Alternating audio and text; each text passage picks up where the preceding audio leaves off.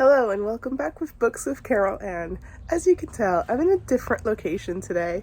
I'm currently on holiday, and so I thought let's make a bit of a different video for you today. I thought it might be fun and interesting to talk about some of the questions that I've had regarding publishing, how I got into publishing, what do I do at work all day long, and maybe some tips and tricks on how to get into publishing. I know that that's a thing that a lot of people have questions about, so I am definitely not a master on this, but I did get a job, so I'll try my best to answer some of the questions. But first, let's take this inside because it is boiling hot and I can't see anything. Okay, this is not the best lighting, but you're just gonna have to work with me here. So first up, how did I get into publishing? That's an excellent question, because I struggled. So controversial thing right here. It wasn't always my dream to get into publishing. It wasn't something that I had necessarily dreamed of or thought about for that long. I've had lots of passions over the years, and reading was always one that was kind of in the back. Never really prompted, forward until I actually, graduated from uni and started reading again. But even then, I was probably reading 2 books a year. And then during the pandemic, as a lot of people, I found my love for reading again, and I started reading. I think that first month I read maybe 16 books in a month, but I didn't have anything else to do, so that makes sense, I think, hopefully. So I graduated with a master in communication after doing a marketing and sales bachelor and a year in advertising. So I have a variety of general communication knowledge, different internships that I've done around the world actually, my master's from Australia as well. And when I came back, I got a job in the UK where I was a marketing assistant. So from there I was marketing assistant and marketing manager by the time that I was let go.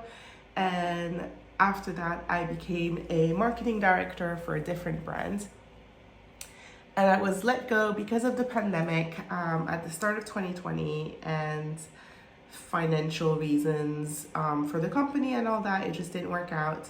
And because of the pandemic, I like to tell myself, I was unemployed for 2 years. So I was doing a lot of freelance. I had an Etsy shop back then that was doing really well and kept me afloat.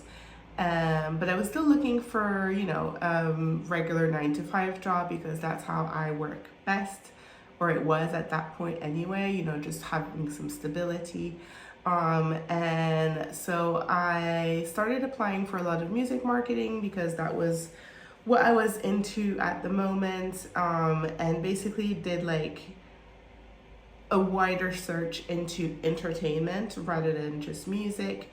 And then I got this opportunity for a publicist executive at Bluebird. I had no idea what Bluebird was. When I looked on the website, it said Bluebird was a pen or part of Macmillan. I thought, wait, Macmillan cancer support? What? So I was very unaware and uneducated on different imprints and different publishing houses, all of that. I applied to Bluebird and they were like, no. You're not a publicist. You obviously, are a marketing person, which fair enough, I was. And so they had an opportunity for a marketing executive role coming up at Bluebird. So they were just like, hanging there, we'll call you back. They called me back for the marketing executive position and I interviewed, and then they were like, no, you hate nonfiction. Why are you here? So that didn't work out either. I'm paraphrasing, by the way. This is these aren't the exact reasons why I didn't get the jobs, but you know, it's between me and them. And then I had basically, you know, given up on Pan Macmillan, especially because, you know, two different jobs, two interviews. I was, you know, obviously it's not going to work out with them. But then they advertised a role for a content executive that would be in charge of launching their TikTok platform. And I sent it to my best friend and I was just like, this sounds like it could be fun, but like, what are the chances of them giving me a third chance? Because this all happened in like 3 months' time, like not even the 2 years or anything. This was literally back to back.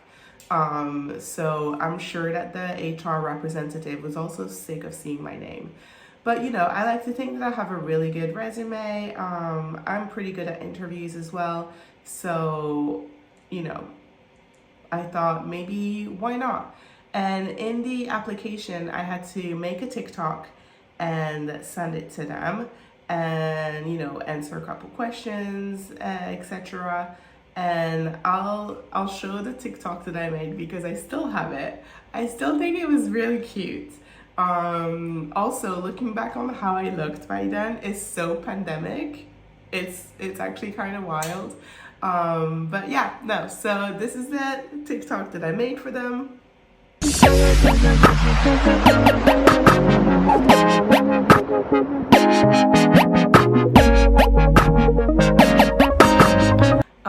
And yeah, it worked out. So I think this video is from January 2022.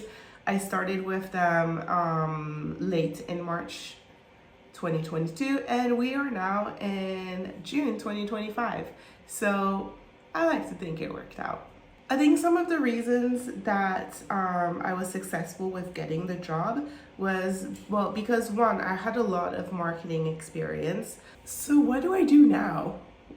What's my role? What do I do every day? What happens when you are in charge of TikTok at Pan Macmillan? Well, so my title is content manager, and I'm in charge of creating content for short form video platforms. So that includes TikTok, Instagram, and YouTube Shorts. And also I'm in charge of helping on Book Break and the Insider program that we have on there. So Emma, Days, and I each have our own campaigns that we divvy up between ourselves and also sometimes double up if they require a bit more work. But I do help out with that side of things as well. On a day-to-day basis, it's mostly making sure that we have a video to post that day. From the start, I've kind of imposed a 1 video per day schedule. It's not a rigid schedule. Sometimes we don't make it work. Sometimes we end up having 3 videos one day. It really kind of just depends. But on a normal standard basis, we try to have 1 video every day, Monday to Friday. At some point, we were also doing Saturday and Sunday, but that was just not sustainable. Especially at that point, I was by myself doing all the content. So it was just unnecessary. There's no way to do it easily. So I stopped that.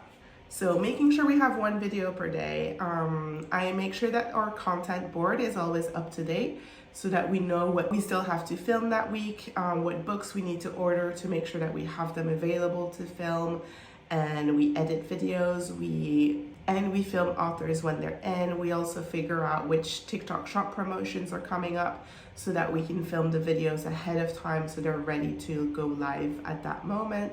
Then the other side of the day-to-day is making sure that any influencer campaigns that we have at that moment are looked after, that everything is done and ready to go. So if we have an email to send out for an event that's coming up, or for people to sign up for a read-along or a paid campaign, so we just have to make sure that all things go at the right time so that we have time to look through the applications and make sure that we get the right people each time, and also just pass along the information to whatever marketing department is going to need it work on it a bit further. So that's also a big part of the day to day, and sometimes kind of takes over the day if there's too many campaigns at once.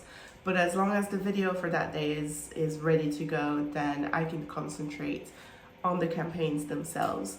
On top of my role as content manager at Pan Macmillan, I'm also the co-chair of RISE, which is the employee network for employees of colors, of the global majority. And I've been doing that for the past 2 years, which has opened doors for me to talk on panels at the Black British Book Festival, be in the room where it happens, with the CEO of the company and talk about real improvements that we want to see in publishing, but also at Pan Macmillan specifically. And we've talked about the lack of representation in the books that we publish, or the colleagues around me. We've talked about all of that. We have organized trainings for the RISE network to make sure that they have self-belief, that they can do it just as well as their colleagues. We had some leadership training as well. We have monthly lunches, and we also have wine and wines, where we whine about people while whining on wine. Wait, what? Yeah, that's right.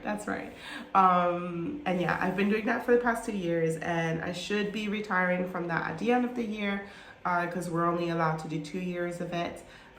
So that's been really fun as well. And if you have any questions on that, let me know. Tips to get into publishing. I don't necessarily have a lot. And again, I am not a master on this. I have been in the publishing industry for 3 years in one company for one role. So, take it with a pinch of salt. I'm only saying with what I've seen in the past 3 years. I would say, my top tip would be to look outside of editorial and marketing. There's so many other roles in marketing. And also, I have seen so many people, for example, be the receptionist at Pan Macmillan, and from there go into the editorial teams or the publicity team. So sometimes the role that you get your foot in the door with isn't necessarily the role that you're going to end up with. So you might as well get your foot in the door whatever way you can, and from there be able to, make yourself known, make the fact that you have different ambitions known, and you can literally talk to anyone, have a coffee with the publisher from a certain imprint, or with another editorial, and you can be at the networks and have chats with literally everyone because you're in the building. So it's so much easier for you at that point. So that would be my main tip. And then, the usual stuff. You just have to be passionate. You have to be passionate. You have to know what you like and know what you're going into. We have so many resumes sometimes that don't even mention books. It's like, hello. That's literally all we're about. Come on. At the end of the day, we're all just a bunch of nerds who love books. It's so obvious once you work here that it's kind of hilarious. But that's all we are. So, if you're also a nerd who loves books, then you should fit right in. And then I would say try and network. I've had so many people reach out to me in DMs asking me for tips and tricks on getting into publishing, but also because they actually had a job application in front of them and they just wanted my help with talking through it and seeing if there was anything. I'm always happy to refer someone as well if that helps you at all, but obviously I would prefer if we had a chat first. I'm always available for a coffee or lunch or whatever to discuss these things as well. Basically, if you have any questions on how, specific questions on any types of roles or the day-to-day, one thing that I've really loved doing on the Pan Macmillan TikTok is some more insider knowledge in publishing. So I've interviewed a couple people on what their job is, what their day-to-day is, how they got into publishing. I asked them to do day in their lives as well. So I really want to make sure that publishing seems like more of an accessible industry than what some people think it is. And it really is, you know, accessible because I'm there. So why not you? I think that's all the wisdom that I have to spew today. So you can go now. You're off the hook. Thanks for watching. And if you have any other questions, let me know and I'll be happy to answer them. Either, you know, if you have a lot of questions, maybe I'll make another video. If you have 1 or 2 questions, maybe I'll just answer you down below. But yeah, let me know and we'll be back in 2 weeks with a bookish video. I think it'll be time to do my June wrap up by then. And I read a lot of big books in June, so that should be really interesting. But also, how many books am I gonna read while on holiday? We shall see.